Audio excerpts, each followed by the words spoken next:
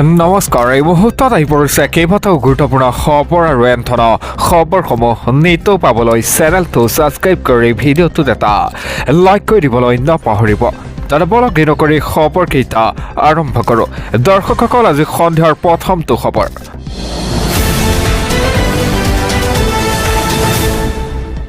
আকৌ সাহিত্য সভাৰ নাক কাণ কটা কাণ্ড। এইবাৰ ঠগিলে যোগালীৰ ৰান্ধনীক। 9,92,000 টকাত বন্দবস্ত কৰি দিলে মাত্ৰ 1,80,000। পঞ্চৰত্ন গুৱাহাটীৰ অধিৱেশনৰ বিৰুদ্ধে এই অভিযোগ আহিছে। দিব লৈছে এটা অতিকৈ গুৰুত্বপূৰ্ণ খবৰ, এটা ব্ৰেকিং নিউজ। আকৌ নাক কাণ কাটিলে অসমৰ সাহিত্য সভাই। এইবাৰ যোগালীৰ ৰান্ধনীক চৰম প্ৰবঞ্চনাৰ অভিযোগ। পঞ্চৰত্ন গুৱাহাটীৰ অধিৱেশনত লাজ লগা কাণ্ড। 9,92,000 টকাৰ পৰিৱৰ্তে দিলে মাত্ৰ 1,80,000। এজন দুজন নহয়, 63জন ৰান্ধনী যোগালীক ঠগিলে এতিয়া সাহিত্য সভাই। শ্ৰীমন্ত শংকৰদেৱ কলাক্ষেত্ৰত পতা অধিৱেশনত এই ঘটনা সংঘটিত হয়। চিপজাৰ পৰা অনা ৰান্ধনী যোগালীক নিদিলে প্ৰাপ্যৰ ধন। প্ৰাপ্যৰ মাননি বিচাৰি দিছপুৰ থানাত এজাহাৰ দাখিল কৰে। প্ৰদান কৰা চেকৰ একাউণ্টতো নাই ধন। এটা উপায়ন্ত হৈ মুখ্যমন্ত্ৰীৰ হস্তক্ষেপৰ দাবী জনায়। এটা দীঘলীয়া তালিকা দি যোগান নধৰিলে পৰ্যাপ্তৰ সামগ্ৰী। আকৌ নাক কাণ কাটিলে অসম সাহিত্য সভাই।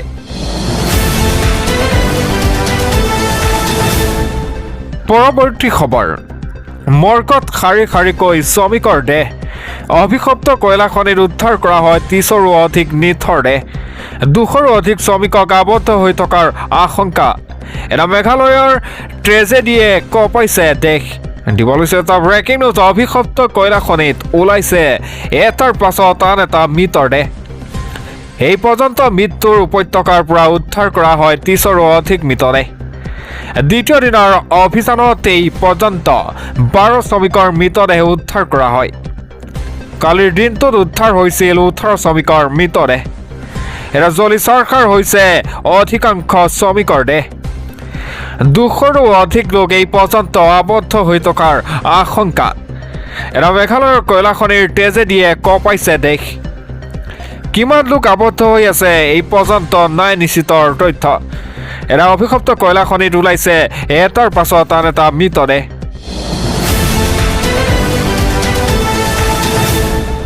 পৰৱৰ্তী খবৰ।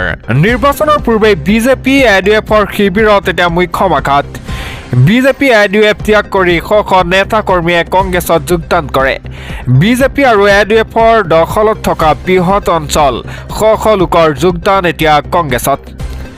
দিব লৈছে এটা অতিকৈ গুৰুত্বপূৰ্ণ খবৰ। নিৰ্বাচনৰ পূৰ্বে বিজেপি এডিএফৰ ত্যাগ কৰা শ শ নেতা কৰ্মী একেলগে এদিনতেই কংগ্ৰেছত যোগদান কৰে 3 শতাধিক লোকে। কংগ্ৰেছত বৃহৎ যোগদানৰ পাছতেই উৎফুল্লিত হৈ পৰিছে কংগ্ৰেছ শিবিৰ। একক সংখ্যাগৰিষ্ঠতাৰে কংগ্ৰেছে এইবাৰ চৰকাৰ গঠন কৰাৰ দাবী জনায়। এটা ৰূপহীয়াতৰ বিজেপি আৰু এডিএফৰ দুৰ্গত মুখ্য আঘাত দেখিবলৈ পোৱা গৈছে। মেলেকাধিং গাঁও পঞ্চায়তৰ অন্তৰ্গত 3 শতাধিক লোকৰ কংগ্ৰেছত এতিয়া যোগদান কৰে। বিধায়ক নুৰুল হুদাৰ উপস্থিতিত এই বৃহৎ যোগদান কাৰ্যসূচী। এটা নিৰ্বাচনৰ পূৰ্বে বিজেপি এডিএফক ত্যাগ কৰে এতিয়া শ শ নেতা কৰ্মীয়ে। একেলগে এদিনতেই কংগ্ৰেছত যোগদান কৰে 3 শতাধিক লোকে। কংগ্ৰেছত বৃহৎ যোগদানৰ পাছতেই উৎফুল্লিত হৈ পৰিছে কংগ্ৰেছ শিবিৰ।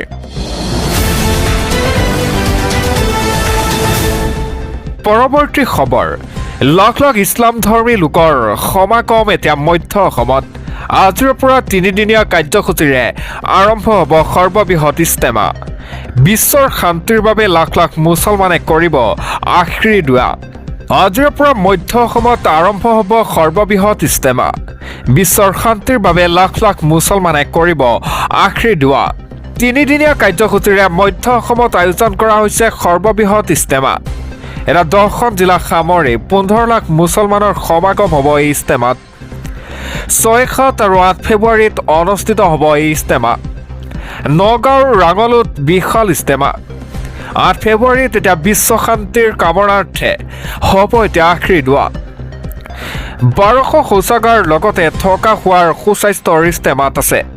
এটা ইছলাম ধৰ্মাৱলী লোকৰ মাজত উখল মাখল পৰিৱেশ দেখিবলৈ পোৱা গৈছে। তিনিদিনীয়া কাৰ্যসূচীৰে এতিয়া মধ্য অসমত আয়োজন কৰা হৈছে সৰ্ববৃহৎ ইজতেমা। আজিৰ পৰা মধ্য অসমত আৰম্ভ হৈছে সৰ্ববৃহৎ ইজতেমা। পৰৱৰ্তী খবৰ, নিৰ্বাচনৰ পূৰ্বেই মুখ্যমন্ত্ৰী ডক্টৰ হিমন্ত বিশ্ব শৰ্মাৰ বিৰুদ্ধে দাখিল কৰা হৈছে প্ৰথমখন এজাহাৰ। মিয়াৰ বিৰুদ্ধে কটু মন্তব্য দিয়াৰ অভিযোগত গোচৰ পঞ্জীয়ন কৰি ব্যৱস্থা ল'বলৈ আহ্বান জনায়। দিবলৈ চেষ্টা ব্ৰেকিং নিউজ, মুখ্যমন্ত্ৰী হিমন্ত বিশ্ব শৰ্মাৰ বিৰুদ্ধে দাখিল কৰা হৈছে প্ৰথমখন এজাহাৰ। মিয়াৰ বিৰুদ্ধে বিদ্বেষ আৰু প্ৰৰোচনামূলক মন্তব্যৰ অভিযোগ। বৰপেটা ৰোডৰ আৰক্ষী থানাত দাখিল কৰা হৈছে FIR। এটা বাতৰি কাকতৰ অংশ, ভিডিঅ' ক্লিপ, পেনড্ৰাইভ সহ এজাহাৰত দাখিল কৰে। 24 পৰা 29 জানুৱাৰীলৈ সংবাদ মাধ্যমত কটু মন্তব্য দিয়াৰ অভিযোগ উত্থাপন হয় মুখ্যমন্ত্ৰীৰ বিৰুদ্ধে। এটা উদ্দেশ্যে প্ৰণোদিতভাৱে মিয়াৰ বিৰুদ্ধে ঘৃণা বিয়পোৱাৰ অভিযোগ উত্থাপন হয়। ঘৃণামূলক ভাষণৰ বিৰুদ্ধে গোচৰ পঞ্জীয়ন কৰি ব্যৱস্থা ল'বলৈ আহ্বান জনায়। এটা মুখ্যমন্ত্ৰীৰ বিৰুদ্ধে এজাহাৰ দাখিল অসম সামাজিক ন্যায় মঞ্চৰ। থানাত উপস্থিত হয় সভাপতি অধিবক্তা আব্দুছ ছামাদ আহমেদ আৰু আহমেদৰ লগতে মহিলা শাখাৰ বেগম মমতাজেও দাখিল কৰে এজাহাৰ। মুখ্যমন্ত্ৰী হিমন্ত বিশ্ব শৰ্মাৰ বিৰুদ্ধে দাখিল কৰা হ'ল প্ৰথমখন এজাহাৰ।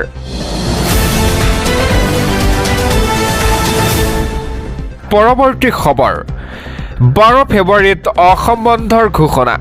24 ঘণ্টাৰ বাবে অচল হৈ পৰিব এতিয়া ৰাজ্য। কেইবাদফীয়া দাবীৰে মটৰ শ্ৰমিক যৌথ মঞ্চৰ এই বন্ধৰ ঘোষণা। দিবলৈ চেষ্টা ব্ৰেকিং নিউজ, 12 ফেব্ৰুৱাৰীত অসমত 24 ঘণ্টীয়া চকা বন্ধৰ ঘোষণা। এদিনৰ বাবে স্তব্ধ হৈ পৰিব অসমত যাতায়াতৰ ব্যৱস্থা। মটৰ শ্ৰমিক সংগঠনসমূহৰ যৌথ মঞ্চৰ এই ঘোষণা। ইপিনে 12 ফেব্ৰুৱাৰীত সৰ্বভাৰতীয় ধৰ্মগত কাৰ্যসূচীও ঘোষণা কৰে। শ্ৰমিকৰ অধিকাৰ আৰু প্ৰাপ্য বিচাৰি ৰূপায়ণ কৰা হ'ব এই কাৰ্যসূচী। এটা বিজেপি চৰকাৰক কেইবাটাও দাবী মটৰ শ্ৰমিক সংগঠনৰ। হিট এণ্ড ৰান শাস্তিমূলক আইনৰ বাতিলৰ আহ্বান জনায়। লগতে শ্ৰম ক্ৰোধ বাতিলৰ দাবী। ফিটনেছৰ ক্ষেত্ৰত হোৱা সমস্যা সমাধানৰ দাবী। এয়াৰপোৰ্ট, ৰেলৱে ষ্টেচনৰ পাৰ্কিং মাচুলৰ সমস্যা সমাধানৰ দাবী। 60 বছৰৰ পিছত বাহন চলাব নোৱাৰা মটৰ শ্ৰমিকক পেঞ্চনৰ দাবী জনায়। এটা দাবী মানি নল'লে তীব্ৰতৰ আন্দোলনৰ হুংকাৰ দিয়ে। 12 ফেব্ৰুৱাৰীত অসমত 24 ঘণ্টীয়া চকা বন্ধৰ ঘোষণা দিয়ে।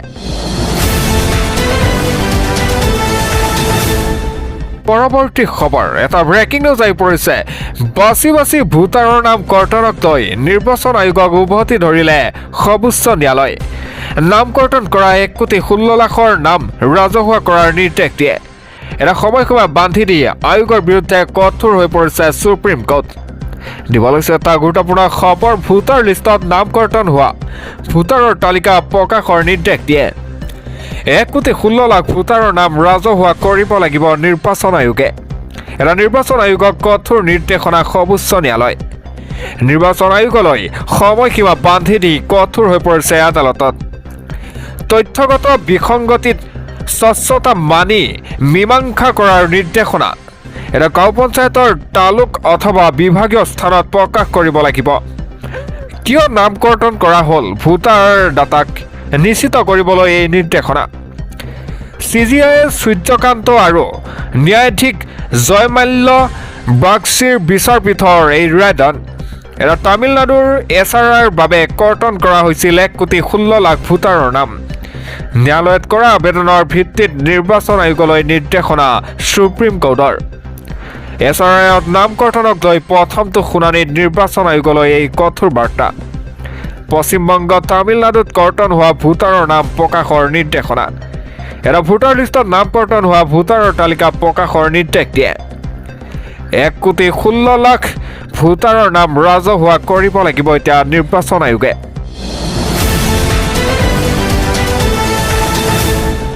পৰৱৰ্তী খবৰ, অন কেমেৰা টিকট বিচাৰি অহা নেতাক ধমক দিয়ে ৰাজ্যৰ মুখ্যমন্ত্ৰীয়ে। কংগ্ৰেছৰ কালচাৰ বিজেপিলৈ নানিব। দল বান্ধি টিকট বিচাৰিব আহিলেই কটা যাব। এটা বিজেপিত খিলঞ্জীয়া অখিলঞ্জীয়া বুলি কথা নাই। সবিশেষ জনাই আছোঁ আপোনালোকক এটা ব্ৰেকিং নিউজ আহি পৰিছে। টিকট বিচাৰি অহা নেতাক অন কেমেৰাত ধমক দিয়ে ৰাজ্যৰ মুখ্যমন্ত্ৰীগৰাকীয়ে। বিজেপিত কংগ্ৰেছৰ কালচাৰ নানিব। বিজেপিত কোনো খিলঞ্জীয়া নাই। ইয়াত সকলো ভাৰতীয়, সকলো অসমীয়া। ইয়াত দল বান্ধি টিকট বিচৰা কালচাৰ নচলিব। মই জেদি মানুহ, আপুনি যি ক'ব মই উল্টা কৰিম। এটা বিলাসীপুৰৰ পৰা টিকট বিচাৰি অহাক লৈ খঙত অগ্নি শৰ্মা হৈ পৰিছে ৰাজ্যৰ মুখ্যমন্ত্ৰী ডক্টৰ হিমন্ত বিশ্ব শৰ্মা।